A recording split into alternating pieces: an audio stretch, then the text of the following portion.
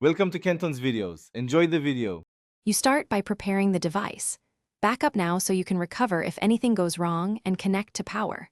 Once done, join a stable Wi-Fi network to avoid interrupted downloads. Next, open Settings, tap General, then Software Update to let the iPad check Apple servers. If an update appears, tap Download and Install. Your iPad will prepare files. You do this to ensure a smooth installation and to prevent data loss during the upgrade. As the update downloads, watch the progress and give it time. Large updates can take a while depending on Wi-Fi. When download completes, tap Install Now or schedule it for overnight. The iPad may request your passcode to authorize the install. During installation, the screen will show Apple logo and a progress bar. Do not force power off.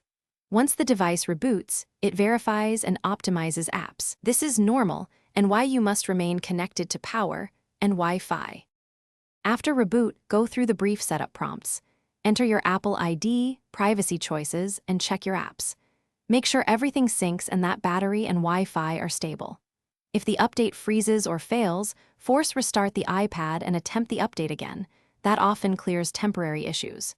If problems persist, connect to a computer and use Finder or iTunes to update or restore the device. Restoring from your backup will bring back your data if you had a Thanks for watching. Consider subscribing if we helped you.